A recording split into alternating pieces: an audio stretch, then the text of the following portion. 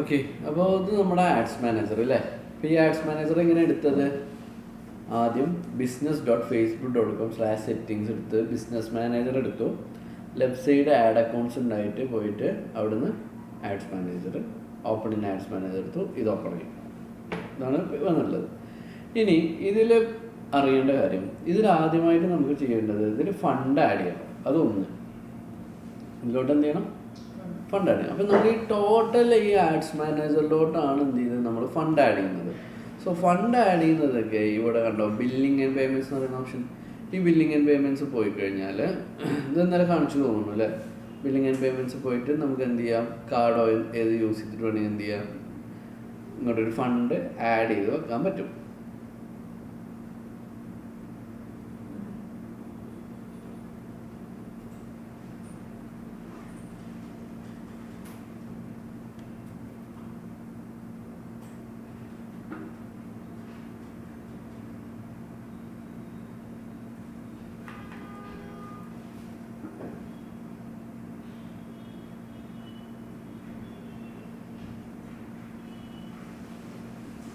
ഇവിടെ പോയിട്ട് എന്ത് ചെയ്യാൻ പറ്റും, ആഡ് പേയ്മെൻറ്റ് മെത്തേഡിൽ പോയിട്ട് ഫണ്ട് ആഡ് ചെയ്ത് വെക്കാൻ പറ്റും.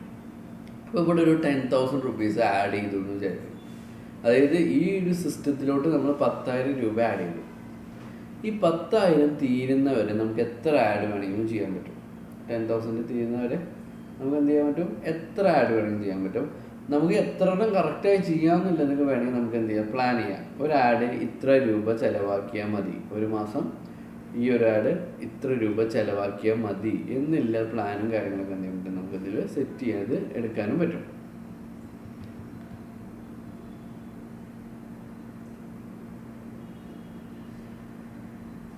ഓക്കെ, ഇനി നമ്മൾ അറിയേണ്ട 3 ടേം ഉണ്ട്.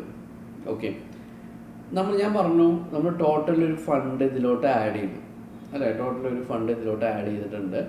ഈ ആഡ് ചെയ്ത ഈ ഫണ്ട് ഇപ്പോൾ 1,000 റുപ്പീസ് ടോട്ടൽ ആഡ് ചെയ്യുന്നു വിചാരിക്കും. 1000 രൂപ ഞാൻ ടോട്ടൽ ആഡ്സ് മാനേജറിലോട്ട് ഇപ്പോൾ ബില്ലിംഗ് ആൻഡ് പേയ്മെൻറ്റ്സ് പോയിട്ട് ആഡ് ചെയ്തു. ഓക്കെ, ഇനി ഞാനൊരു ക്യാമ്പയിൻ ചെയ്യണം, അതായത് ഒരു ആഡ് ചെയ്യണം. ഇപ്പം നമ്മുടെ ഒരു പ്രൊഡക്റ്റ് വെക്കുന്ന ഒരു മൗസ്, എൻ്റെ ഒരു പ്രൊഡക്റ്റാണ് മൗസ് എന്ന് വിചാരിക്കാം. മൗസ് ഞാൻ വെബ്സൈറ്റ് വഴി സെല്ല് ചെയ്യാൻ ഉദ്ദേശിക്കുന്നു. ആ പ്രൊഡക്റ്റിൻ്റെ ആഡാണ് ഞാൻ ചെയ്യാൻ പോകുന്നത്. 30% ഓഫർ വെച്ചിട്ട് ഒരു ആഡ് ചെയ്യാൻ പോവാണ് ഞാൻ. ആ ആഡിന് എനിക്കൊരു ലിമിറ്റ് വെക്കാൻ പറ്റും. ഈ ഒരു ആഡ് ഒരു ദിവസം 100 രൂപ ചിലവാക്കിയാൽ മതി. ആ ഒരു ആഡ് 100 രൂപ, നമ്മുടെ ടോട്ടൽ ഫണ്ടിൽ നിന്ന് 100 രൂപ ചിലവാക്കിയാൽ മതി. ഓക്കെ, അതായത് ഞാനാണ് ആഡ്സ് മാനേജർ, എൻ്റെ കയ്യിൽ 1000 രൂപയുണ്ട്. നിങ്ങൾ 3 ആളും 3 ക്യാമ്പയിനാണെന്ന് വിചാരിക്കും. ഒരാൾക്ക് ഞാൻ എന്ത് ചെയ്തു, ഇപ്പോൾ ഞാൻ 2 ആൾക്കാരെ കേസ് വിട്ടു, ഒരാളേ ഉള്ളൂ എന്ന് വിചാരിക്കും. ഇയാൾക്ക് ഞാൻ 1000 രൂപ കൊടുത്തു എന്ന് വിചാരിക്കും. അപ്പോൾ ഇയാൾക്ക് തോന്നിയതൊക്കെ വാങ്ങും, ഒരു ദിവസം കൊണ്ട് ചിലപ്പോൾ തീർക്കാം. ഞാൻ പറയാണ് 100 രൂപ ചിലവാക്കിയാൽ മതി. അപ്പോൾ 100 രൂപ ചിലവാക്കുന്ന പരിപാടിയെ ഇവിടെ എടുക്കത്തുള്ളൂ. അപ്പോൾ അതേപോലെ തന്നെയാണ് നമ്മൾ ടോട്ടൽ ആഡ് ചെയ്ത 1,000 റുപ്പീസിന് ഒരു ആഡ് ഒരു ദിവസം 100 രൂപ ചിലവാക്കിയാൽ മതി. ഓക്കെ, ഒരു ദിവസം 100 രൂപ ചിലവാക്കിയാൽ മതി. അപ്പോൾ ഇവൾക്ക് കറക്റ്റ് എത്ര ദിവസം, 1000 രൂപയാണല്ലോ ഉള്ളത്, 10 ദിവസം എന്ത് ചെയ്യാൻ പറ്റും, ഇത് സ്പെൻഡ് ചെയ്യാൻ പറ്റും. ഓക്കെ, ഇനി വേറെ കൺസെപ്റ്റ് എടുക്കും. 2 ആളുണ്ട് വിചാരിക്കും. 2 ആൾക്ക് ഞാൻ 500 വെച്ച് തരും. അപ്പോൾ ഈ 1000 രൂപ ഒറ്റ ദിവസം വെച്ചിട്ടുണ്ടാവും. 500 ഒരു ക്യാമ്പയിന് 500, വേറൊരു ക്യാമ്പയിന് 500. അപ്പോൾ 500 എന്ത് ചെയ്തു, ഒറ്റ ദിവസം കൊണ്ട് തീരുന്നു. ഓക്കെ, അപ്പോൾ ഓരോ ക്യാമ്പയിനും നമുക്ക് എന്ത് ചെയ്യാൻ പറ്റും, ഇങ്ങനെ ലിമിറ്റ് വെക്കാൻ പറ്റും. ഇപ്പോൾ 10,000 റുപ്പീസ് ഞാൻ ടോട്ടൽ ആഡ് ചെയ്തു. ഒരാഡിന് 500 ചിലവാക്കാം. വേറൊരു ആഡും ഞാൻ ഉണ്ടാക്കിയിട്ടുണ്ട് 500 ചിലവാക്കാം. അപ്പോൾ 2 ആഡ് 10 ദിവസം റണ്ണാവും. ഒരാഡിന് 1000 കൊടുത്തു കഴിഞ്ഞാൽ ആ ആഡ് 10 ദിവസം റണ്ണാവും. അപ്പോൾ 200 രൂപ കൊടുത്തു കഴിഞ്ഞാൽ അതിനനുസരിച്ച് മൾട്ടിപ്പിൾ ഡേയ്സ് ആവും അല്ലേ. ഇനി അപ്പോൾ ഞാൻ പറഞ്ഞു ഒരു ദിവസത്തിന് ഇത്ര രൂപയാണ് കൊടുക്കുന്നത്. അപ്പോൾ എങ്ങനെയാണ്, ഇപ്പോൾ ഞാൻ പറഞ്ഞു 1000 രൂപയിൽ നിന്ന് 100 രൂപയാണ് ഒരു ആഡിനെന്ന് പറഞ്ഞു. ഈ 100 രൂപ എങ്ങനെയാണ് ഈ 100 ഇവർ പിടിക്കുന്നതെന്ന് പഠിക്കണ്ടേ. ഇപ്പം 100 രൂപ ആയിട്ടില്ല എന്നുണ്ടെങ്കിലോ ബാക്കി എമൗണ്ട് അവിടെ കിടക്കുന്നുണ്ടാവും, ബാലൻസ് ഉണ്ടാവും. ഒരു ദിവസം 100 രൂപ ആയിട്ടില്ല എന്നുണ്ടെങ്കിൽ ബാലൻസ് ഉണ്ടാവും. അപ്പോൾ 100 ഞാൻ ഇട്ടാൽ 100 അങ്ങോട്ട് ഇവർ പിടിക്കില്ല ചെയ്യുന്നത്. 10 ചിലവാകും, 20 ചിലവാകും, 30 ചിലവാകും, 40 ചിലവാകും, 50 ചിലവാകും, 60 ചിലവാകും, 100 എത്തുമ്പോഴാണ് സ്റ്റോപ്പ് ആവും. 100 ഇടാറില്ല, എങ്ങനെയായാലും 200 എബോവ് ആണ് നമ്മൾ ഇടാറ്. 250, 500 ആ റേഞ്ചിലേക്കാണ് ഇടുന്നത്. ഞാൻ എക്സാമ്പിൾ പറഞ്ഞത്. അപ്പോൾ ഒരു 100 രൂപ, അപ്പം നമ്മൾ ടോട്ടൽ ആഡ് ചെയ്ത 1000 രൂപയിൽ നിന്ന് ഒരു ക്യാമ്പയിൻ എങ്ങനെയാണ് 100 രൂപ ചിലവാക്കുന്നതെന്നാണ് ഞാൻ പറയാൻ പോകുന്നത്. സോ നോട്ട് ചെയ്ത് വെച്ചോ. 3 മെയിൻ ചാർജസ് ആണുള്ളത്. CPM, കോസ്റ്റ് പെർ മൈൽ എന്നാണ് ഇതിൻ്റെ full form. Cost per MILE, ബ്രാക്കറ്റിൽ വേണമെങ്കിൽ കോസ്റ്റ് പെർ 1000 ഇംപ്രഷൻ എന്ന് കൊടുക്കും. Cost per 1000 impression.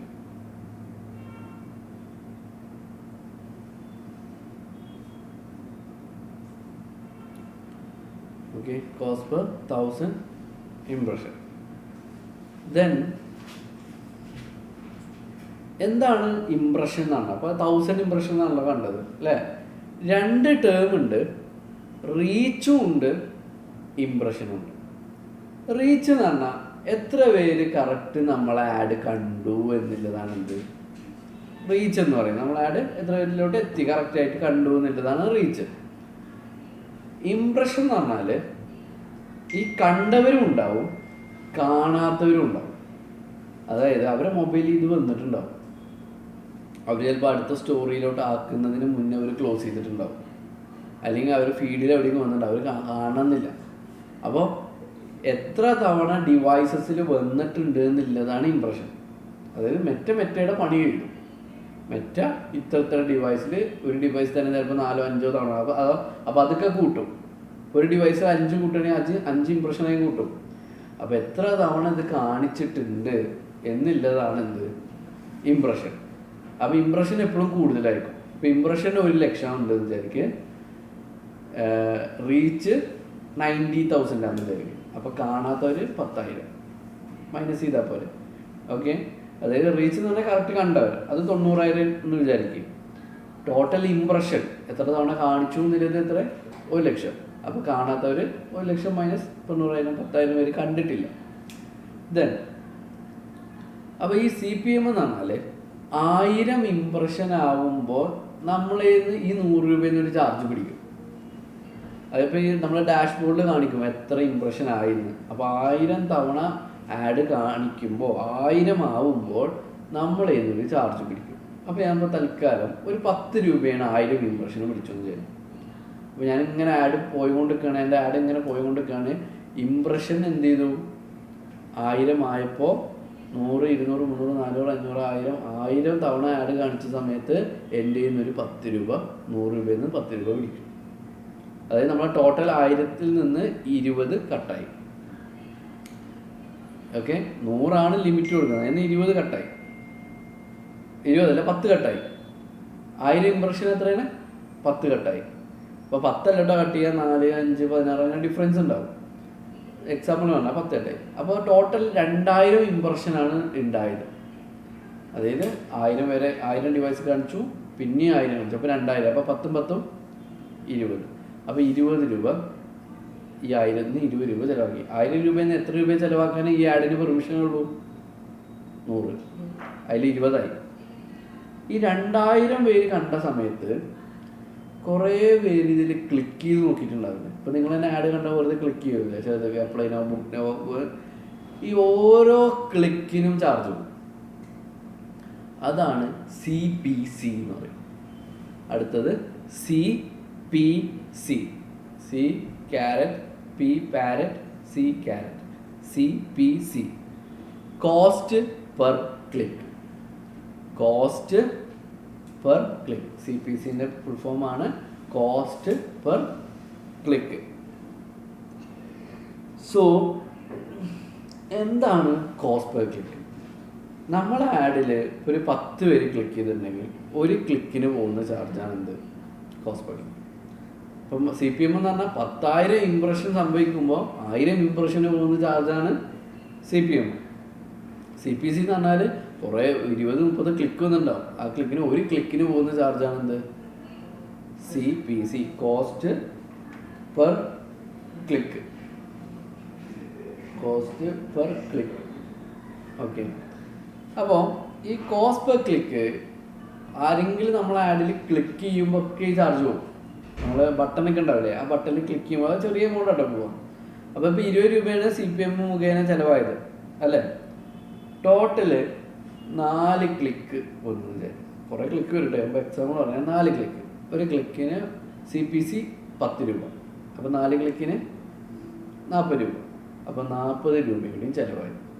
ഓക്കെ, അപ്പോൾ 20 പോയി, 20 ആയപ്പോൾ ഇനി എത്ര, 20 പോയി, പിന്നെ ഒരു 40 ആയി അല്ലേ.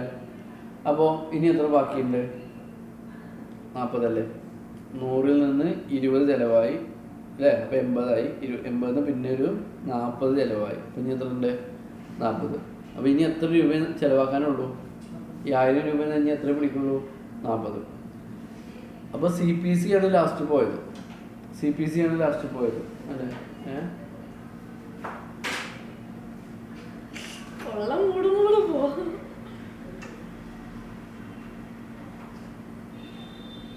ഇതെന്താ ലെഫ്റ്റ് സൈഡ് ഫുൾ ഇത് തന്നെ കൊടുത്തില്ല, ഇതിപ്പോ എന്താ, ഇതിപ്പോ ഇത് പറഞ്ഞിട്ട് എന്താ,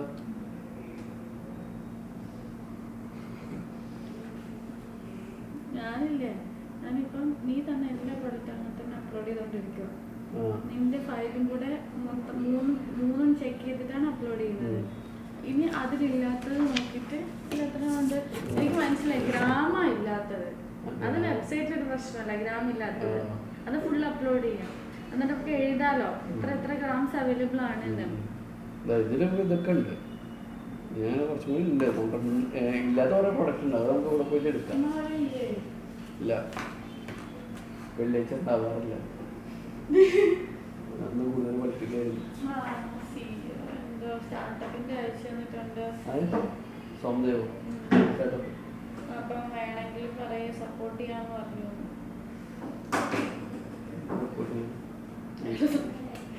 ഞങ്ങൾക്ക് അയച്ചിടാം. ഓക്കെ, അപ്പോൾ ഇപ്പോൾ ഞാൻ ഒന്നുകൂടി ക്ലിയർ ആയി പറഞ്ഞുതരാം. നമുക്ക് ഈ 1000 രൂപയിൽ നിന്ന് ഒരു ദിവസം ചിലവാക്കാൻ പറ്റുന്നത് 100 രൂപയാണ്. ഈ 100 രൂപയിൽ നിന്ന് ഇന്ന് ചിലവായത് ആദ്യം ഇപ്പോൾ രാവിലത്തെ 12 മണി ഉണ്ടല്ലോ, രാവിലത്തെ 12 മണി തുടങ്ങി ആഡ് സ്റ്റാർട്ടാവും. ആഡ് സ്റ്റാർട്ടായി 2000 ഇംപ്രഷൻ വന്നു.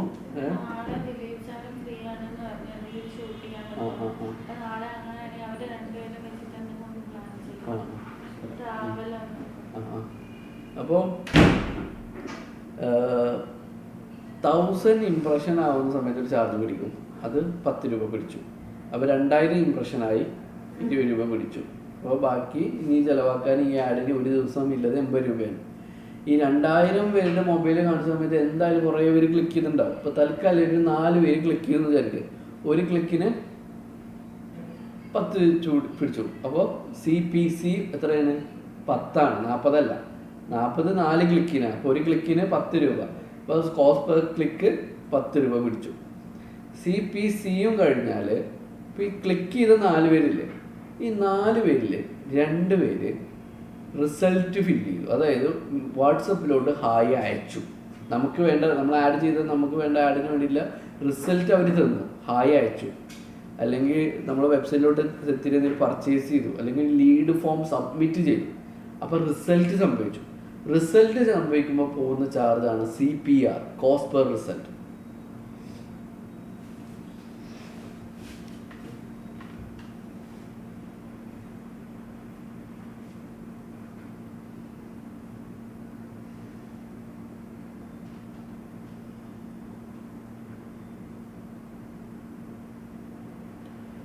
കോസ്റ്റ് പെർ റിസൾട്ട് എന്ന് പറഞ്ഞാൽ ഒരു റിസൾട്ടിന് പോകുന്ന ചാർജ്.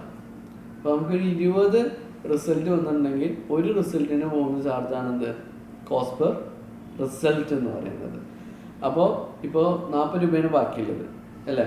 2 പേരാണ് എന്ത് റിസൾട്ട് ഫില്ല് ചെയ്തു, ഒരു റിസൾട്ടിന് 20 രൂപ പിടിച്ചിട്ടുണ്ട്. ഇപ്പോൾ 2 എണ്ണത്തിന് 40 രൂപ. അപ്പോൾ ഏകദേശം ഒരു 3 മണി 4 മണിയൊക്കെ വൈകിട്ട് ആവുന്ന സമയത്ത് ഈ ടോട്ടൽ 100 രൂപ സ്പെൻഡ് ആയി കഴിഞ്ഞു. ഇനി പെർമിഷൻ ഇല്ല ആ ടോട്ടൽ ഫണ്ട് എന്നൊക്കെ. ഇനി എപ്പോഴാണ് പെർമിഷൻ, അടുത്ത 12 മണിയാവും. അടുത്ത 12 മണിയാകുമ്പോൾ വീണ്ടും തുടങ്ങി 200 രൂപ സ്പെൻഡ് ചെയ്യാൻ. നമ്മൾ 100 ഇടാറില്ല, 200, 250, 300 ഇടും. ഒരു ദിവസം സ്പെൻഡ് ചെയ്യാൻ എമൗണ്ടൊക്കെ ഏകദേശം കൊണ്ടുപോയി ഇടും. ഓക്കെ, ഇനി ഒരു മനുഷ്യൻ ഇതിൽ ക്ലിക്ക് ചെയ്തിട്ടില്ല, ക്ലിക്ക് ചെയ്തിട്ടില്ലെങ്കിൽ പിന്നെ എന്തായാലും റിസൾട്ട് വരില്ലല്ലോ. ക്ലിക്കും ഇപ്പോൾ CPR എന്തായാലും ഉണ്ടാവില്ല. അപ്പോൾ ഏത് ചാർജാണ് പിടിക്കുക? ഒന്നും സംഭവിക്കുന്നില്ല എന്നുണ്ടെങ്കിൽ CPM പിടിക്കുക. CPM ഇങ്ങനെ കാണിച്ചുകൊണ്ട് നിൽക്കുക ആൾക്കാരെ കാണിക്കുമ്പോൾ ഇങ്ങനെ ചാർജ് പിടിച്ചുകൊണ്ട് നിൽക്കും, CPM ഇങ്ങനെ പിടിച്ചുകൊണ്ട് നിൽക്കും. ക്ലിക്ക് വരണം എന്നുണ്ടെങ്കിൽ നല്ല എക്സൈറ്റിംഗ് ആയിട്ടുള്ള പോസ്റ്ററും വീഡിയോ കണ്ടന്റൊക്കെ വേണം. അല്ലാന്നുണ്ടെങ്കിൽ വെറുതെ ആഡ് പോകും, ഒരു മനുഷ്യൻ അതിൽ ക്ലിക്ക് ചെയ്യത്തില്ല. ഓക്കെ, ഇനി മെയിൻ 3 സംഭവമാണ് നമുക്ക് പഠിക്കാനുള്ളത്. Campaigns, ad sets, ads. ഈ 3 സ്റ്റെപ്പാണ് നമ്മളെ ആഡ് എന്ന് പറയുന്നത്. ഏതൊക്കെയാണ്? Campaigns, ad set, ads. താഴോട്ട് എഴുതിച്ചാൽ മതി. Campaigns, ad sets, ads. 3 step. Campaigns, ad sets, ads.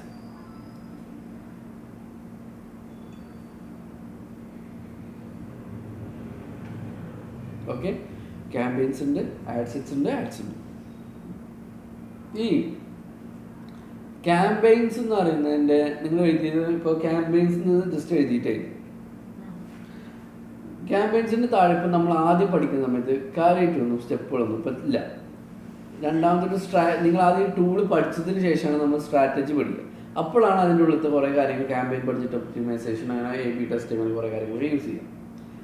രണ്ടാമത്തെ ആഡ് സെറ്റിൻ്റെ ഉള്ളിൽ ഇല്ല കുറച്ച് കാര്യങ്ങളൊന്നും എഴുതി വെക്കും. ആഡ് സെറ്റ്സ് എന്ന് പറഞ്ഞിട്ട് രണ്ടാമത്തെ സ്റ്റെപ്പിലില്ല കുറച്ച് ഇമ്പോർട്ടൻ്റ് ആയ വേറെ കുറേ കാര്യങ്ങളുണ്ട്, അതിൽ ഇമ്പോർട്ടൻ്റ് ആയിട്ടുള്ള കാര്യങ്ങൾ. ഈ ആഡ് സെറ്റിലാണ് നമ്മൾ തീരുമാനിക്കുന്നത് നമ്മൾ ആഡിൽ ക്ലിക്ക് ചെയ്താൽ എന്ത് സംഭവിക്കണം. വെബ്സൈറ്റിലോട്ട് പോകണോ, അല്ലെങ്കിൽ വാട്സപ്പിലോട്ട് പോകണോ, അല്ലെങ്കിൽ ഇൻസ്റ്റാഗ്രാം പ്രൊഫൈൽ വിസിറ്റ് ചെയ്യണോ. അപ്പോൾ ഈ ആഡ് സെറ്റിൻ്റെ താഴെ നിങ്ങൾ എഴുതി വെക്കുക ഡെസ്റ്റിനേഷൻ ഓർ കൺവേർഷൻ.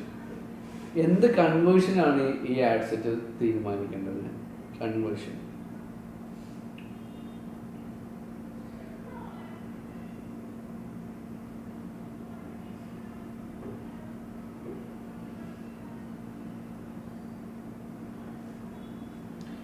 ഓക്കെ, അപ്പോൾ കൺവേർഷൻ അല്ലെങ്കിൽ ഡെസ്റ്റിനേഷൻ. പിന്നെ budget, daily budget, life time budget എന്ന് പറയുന്ന 2 കാര്യങ്ങൾ കൊടുക്കുന്നത് ഇവിടെ തന്നെയാണ്. 3 ഷെഡ്യൂള്, അതായത് ഏത് സമയം, ഇപ്പോൾ അടുത്ത തിങ്കളാഴ്ച ഓൺ ആവണം, അടുത്ത തിങ്കളാഴ്ച ഓഫ് ആവണം, അങ്ങനെ ഷെഡ്യൂള് ഫിക്സ് ചെയ്യുന്നതും രണ്ടാമത്തെ ആഡ് സെറ്റിലാണ്. 3 ലൊക്കേഷൻ, ഏത് ലൊക്കേഷനിലുള്ളവർക്കാണ് നമ്മൾ ആഡ് കാണേണ്ടത്. ഓക്കെ, ഏത് ലൊക്കേഷൻ ആണെന്നാണ് ഈ ആഡ് കാണേണ്ടത്. പഞ്ചായത്ത് എടുക്കാം, മുനിസിപ്പാലിറ്റി എടുക്കാം, എങ്ങനെ വേണമെങ്കിലും എടുക്കാൻ പറ്റും ആ ലൊക്കേഷൻ. പിന്നെ ഡ്രോപ്പ് ഇൻ ഉണ്ട്, അങ്ങനെ കുറേ കാര്യങ്ങളുണ്ട്. പിന്നെ ഏജ്, ഇന്ന ഏജ് മുതൽ ഇന്ന ഏജിലുള്ളവരെ വരെയാണ് കാണേണ്ടത്. പിന്നെ ജെൻഡർ, എല്ലാവരും കാണണം, അല്ലെങ്കിൽ മെയിലോ ഫീമെയിലോ.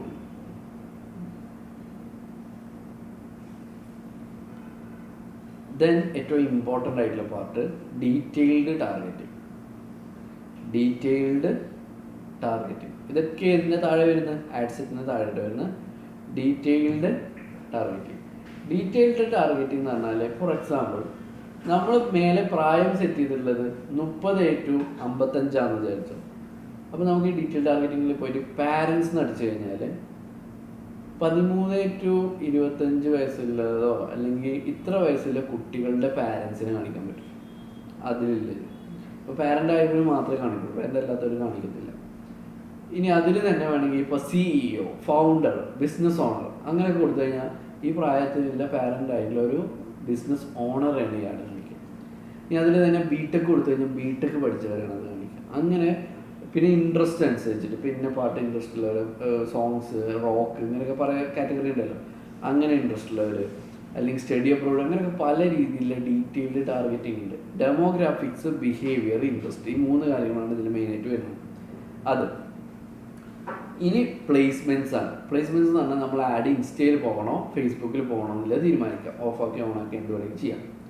പിന്നെ ഡിവൈസസ് ഉണ്ട്, ലാപ്ടോപ്പിൽ, ഡെസ്ക്ടോപ്പിലും ലാപ്ടോപ്പിലും പോകണം, മൊബൈലിൽ മാത്രം പോയാൽ മതി. ഈ 2 കാര്യം. ഓക്കെ, ഇത് കഴിഞ്ഞു. ആഡ് സെറ്റിൽ ഏറ്റവും ഇമ്പോർട്ടൻ്റ് ആയിട്ടുള്ള കാര്യങ്ങൾ കഴിഞ്ഞു. ഇനി ആഡ്സ് ആണ്, 3ാമത്തെ സ്റ്റെപ്പ് ആഡ്സ്. ആഡ്സിൽ എന്തേ ഉള്ളൂ എന്ന് വെച്ചാൽ നമ്മൾ പോസ്റ്റർ, വീഡിയോ അപ്ലോഡ് ചെയ്യാനുള്ള option. Okay, poster or video upload ചെയ്യാനുള്ള ഓപ്ഷൻ. അതേപോലെ തന്നെ ഒരു നമ്മളെന്തായാലും ഒരു പോസ്റ്റ് വീഡിയോ അപ്ലോഡ് ചെയ്യുമ്പോൾ ഒരു കണ്ടന്റ് കൊടുക്കൂലേ. അപ്പോൾ നിങ്ങൾ ഇൻസ്റ്റ അപ്ലോഡ് ചെയ്യുന്ന ഒരു കണ്ടന്റ് കൊടുക്കൂലേ, ആ കണ്ടന്റ് സെറ്റ് ചെയ്യുന്നത് അവിടെ തന്നെയാണ്. അതേപോലെ തന്നെ കോൾ ടു ആക്ഷൻ സെറ്റ് ചെയ്യുന്നു. ബട്ടൺ ഇല്ലേ, learn more, apply now, book, അതിനാണ് കോൾ ടു ആക്ഷൻ ബട്ടൺ. ആ കോൾ ടു ആക്ഷൻ സെറ്റ് ചെയ്യുന്നത് ഇവിടെയാണ്. പിന്നെയുണ്ട് ട്രാക്കിങ്ങിൻ്റെ കുറച്ച് കാര്യങ്ങളൊക്കെ ഉണ്ട് അവിടെ. ഏറ്റവും ഇമ്പോർട്ടൻ്റ് ആയിട്ടുള്ള പാർട്ട് ഇവിടെയാണ്. ഓക്കെ, ഇത്രയും കാര്യങ്ങൾ എന്ത് ചെയ്യും ഒന്ന് ശ്രദ്ധിക്കും. ഓക്കെ, ബാക്കി നമുക്കും ഇനി നെക്സ്റ്റ് എല്ലാവരും വരട്ടെ. ഇനിയിപ്പോൾ അത് കൊടുത്തു ഇത് ഞാൻ അപ്ലോഡ് ചെയ്യാം കേട്ടോ. നിങ്ങൾ ആഡ്സ് മാനേജർ എടുത്തിട്ടേ നിങ്ങളിപ്പോൾ ഞാൻ ഈ പറഞ്ഞ ഇവിടെ കണ്ടോ ക്രിയേറ്റ് എന്ന് പറയുന്ന ഓപ്ഷൻ, ഈ ക്രിയേറ്റ് ക്ലിക്ക് ചെയ്തിട്ട് ഇതിന്ന് ഏതെങ്കിലും ഒരു ഇതെടുക്കുക, ഒബ്ജക്റ്റീവ്. തൽക്കാലം ട്രാഫിക് എടുത്തോ. ട്രാഫിക് എടുത്തിട്ട് കണ്ടിന്യൂ കൊടുക്കുക. കണ്ടിന്യൂ കൊടുക്കുന്ന സമയത്ത് ഇങ്ങനെ റെക്കമെൻഡ് മാനുവൽ കാണിക്കുന്നത്, മാനുവൽ എടുക്കുക, കണ്ടിന്യൂ പോവാം. അപ്പോൾ ഞാൻ ഈ പറഞ്ഞ 3 സ്റ്റെപ്പ് കാണാൻ പറ്റും. കണ്ടോ, ക്യാമ്പയിന്, ആഡ് സെറ്റ്, ആഡ്. അവസാനത്തെ ക്യാമ്പയിന്, ആഡ് സെറ്റ്, ആഡ്.